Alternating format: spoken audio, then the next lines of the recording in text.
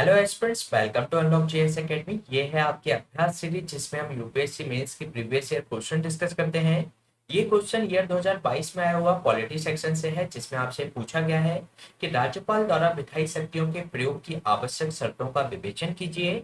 साथ ही साथ विधायिका के समक्ष रखे बिना राज्यपाल द्वारा जो अध्यादेश का पुनर्प्रज्ञापन किया जाता है तो उसकी वैधता की भी विवेचना कीजिए।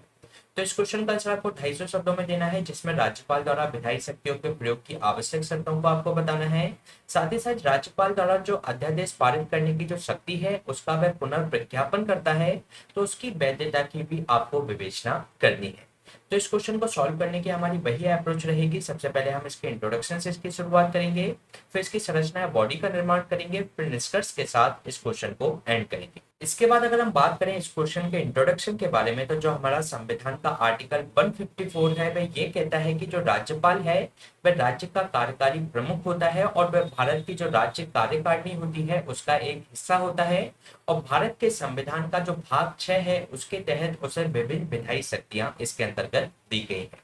इसके अलावा बी आर अम्बेडकर के द्वारा ये कहा गया था कि जो राज्यपाल का कार्यालय होता है एक गरिमा का कार्यालय होता है, यानी कि ऑफिस ऑफ डिग्निटी होता है, और वह केंद्र का एजेंट नहीं बल्कि एक स्वतंत्र संवैधानिक कार्यालय के रूप में कार्य करता है। साथ ही साथ जो राज्यपाल का कार्यालय है वह हमारे कोऑपरेटिव फेडरलिज्म की एक धुरी होता है। तो इस तरीके से इस क्वेश्चन की स्टार्टिंग की जा सकती है। इसके बाद अगर हम बात करें राज्यपाल की विधायी शक्तियों के उपयोग से संबंधित आवश्यक शर्तों के बारे में, तो जो हर नए वर्ष का राज्य विधानमंडल में पहला सत्र होता है उसमें राज्यपाल द्वारा उसको संबोधित किया जाता है। इसके अलावा यदि राज्य विधानसभा के अंतर्गत अध्यक्षता करने के लिए अध्यक्ष या उपाध्यक्ष का पद रिक्त होता है तो राज्यपाल बैठक की अध्यक्षता करने के लिए जो स्टेट लेजिस्लेटिव असेंबली के अंतर्गत से किसी भी सदस्य को उसके अंतर्गत अध्यक्ष या उपाध्यक्ष नियुक्त कर सकता है।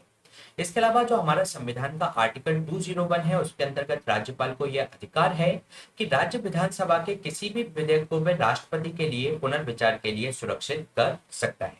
लेकिन इसमें एक एक्सेप्शन ये है कि वे धन विधेयक को राष्ट्रपति के विचार के लिए आरक्षित नहीं कर सकता। इसके साथ ही इसके अंतर्गत जो राज्य विधानसभा का कोई सदस्य है उसकी अयोग्यता से संबंधित कोई मुद्दा है तो राज्यपाल निर्वाचन आयोग के परामर्श के बाद ही इसकी अयोग्यता का निर्णय लेता है। इसके साथ ही राज्यपाल की सबसे महत्वपूर्ण जो विधायी शक्ति है वह यह है कि जब राज्य विधानसभा सत्र में नहीं होता है तो वह अध्यादेश इसके अंतर्गत पारित कर सकता है, जो कि हमारे संविधान के अनुच्छेद आर्टिकल 213 के अंतर्गत दिया गया है। इसमें आप कमेंट सेक्शन में बता सकते हैं कि जो राष्ट्रपति के अध्यादेश जो पारित करने की जो शक्ति है वह किस अनुच्छेद के अनुसार दी गई है।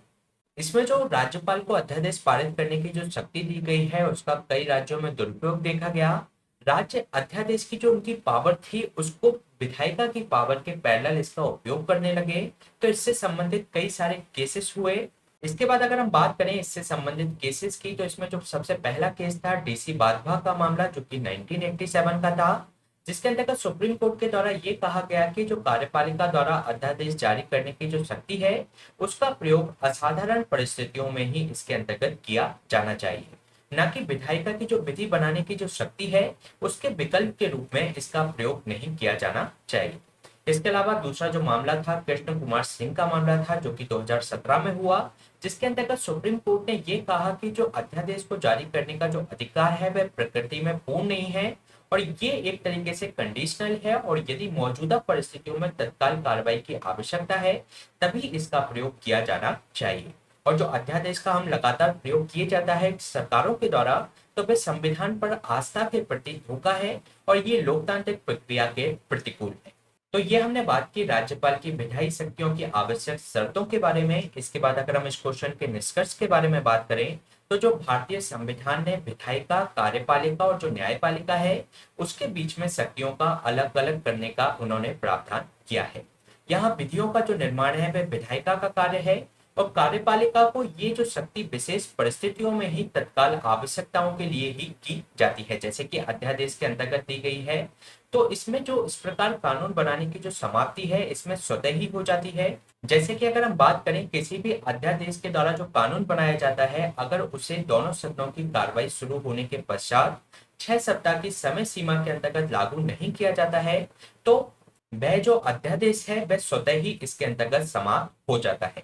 और इसमें जो हम अध्यादेश को इसके अंतर्गत राज्य सरकारें पुनः आगे बढ़ा देती हैं, तो वह इस समय सीमा को नजरअंदाज करती हैं, जो कि लोकतांत्रिक प्रक्रिया के लिए ठीक नहीं है। तो ये क्वेश्चन हमने डिस्कस किया 2022 में आए हुए जीएस पेपर 2 के पॉलिटी सेक्शन से। इसी तरीके के क्वेश्चंस प्रैक्टिस करने के लिए आप हमारी मास सीरीज फॉलो कर सकते हैं, जिसकी प्लेलिस्ट आपको हमारे डिस्क्रिप्शन बॉक्स में मिल जाएगी। साथ ही साथ इसके हैंड रिटन नोट्स की पीडीएफ आपको हमारी टेलीग्राम चैनल से मिल जाएगी। Please stay tuned, subscribe unlock GS academy. Thank you.